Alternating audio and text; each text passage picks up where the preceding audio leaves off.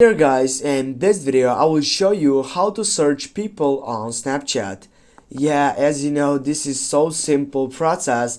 Firstly, what you need to do if you are new on Snapchat, when you're on your camera section, for example, you need just to type on the search box on your upper side, and on the search box here you'll need to type for a username of a person that you know.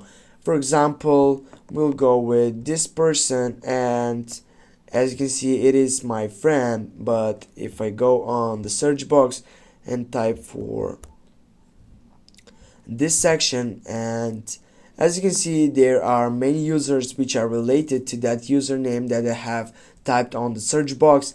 And if I go for add with this, I'm gonna add this friend. Also, they're gonna give me an exceptional setting to get up and add more people which are related and suggested by this site. Thanks guys for watching. Don't forget to hit that like and share the video. See you soon guys.